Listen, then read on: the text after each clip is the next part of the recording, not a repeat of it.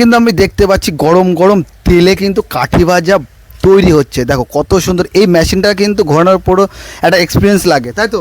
ঠিক বললাম তো? হ্যাঁ। তো কত বছর এক্সপিরিয়েন্স তোমার? 8 বছর। 8 বছর, তাই তো? হ্যাঁ। আচ্ছা, এই এই কাঠি ভাজার প্রাইসটা কি আছে? এটা হচ্ছে আমি পাইকারি বিক্রি করি 4 টাকা করে, বাজারে দাম আছে 5 টাকা করে। 5 টাকা করে, তাই তো? আচ্ছা, এই দেখো গরম গরম। আর একটা কথা যেটা আমি বলার ছিল, যে এই যে তেলটা, এই তেলটা দিয়ে কালকে ভাজা হবে? তেল প্রতিদিনেরটা প্রতিদিনই শেষ হয়ে যায়। শেষ হয়ে যায়? হ্যাঁ। কি বলো, আগুন টেনে নিচ্ছে এত তেল? আগুন এত? টানবে কেন? মাল তো কম হচ্ছে না, প্রতিদিন 60 কিলো 70 কিলো বেসনের কাজ হচ্ছে।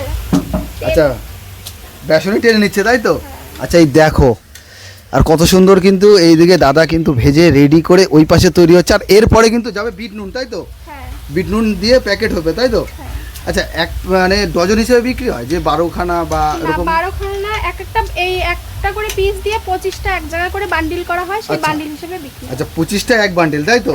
হ্যাঁ। তার পাইকারি নিলে 4 টাকা পিস, হ্যাঁ। আর যদি কেউ লুজ নেয় 5 টাকা 5 পিস। টাকা পিস। আচ্ছা আচ্ছা, তো সব কিছু তোমাদের বলে দিলাম। দেখেছো কত সুন্দর আমি বলতে পারি, সত্যি। এ দেখো কত সুন্দর করে তৈরি হচ্ছে, ঘুরিয়ে ঘুরিয়ে কিন্তু তৈরি হচ্ছে এই সেই কাঠি ভাজা, যেটা তোমরা আমিও খেয়েছি, আমার বাবা মাও খেয়েছে, ঠিক আছে, অনেক আগে খেয়েছে, কিন্তু অনেক দিন আমি দেখিনি। কিন্তু ট্রেনে গেলে দেখা যায় বিশেষত। তোকে একদিন বলিনি ট্রেনে যে হ্যাঁ। খাবি কাটি ভাজা? তুই বলি, না আমি সব খাই না। কিন্তু ভালো লাগে, তাই গরম তো। গরম ভালো লাগে ভাই, সিরিয়াসলি গরম গরম ভালো আমি লাগে। এখনো খাই। ট্রেনে খাস তো? উঠলে আমি এখনো খাই। একদম। সায়ন কি খাস ভাই? আমি অ্যাকচুয়ালি ঝুড়ি ভাজাটা বেশি খাই। ঝুড়ি ভাজা? এখানে ঝুড়ি ভাজা হয় না? হ্যাঁ। এখানেও কিন্তু ঝুড়ি ভাজাটাও কিন্তু হয়। তো তোমাদের কিন্তু অ্যাড্রেসটা আমি বলে দিলাম, ঠিক আছে? নটা দমদমা। আর অ্যাড্রেসের নাম্বার কিন্তু আমি পিন করে দেবো, অবশ্যই তোমরা ওইখানে ফোন করে আসতে পারো।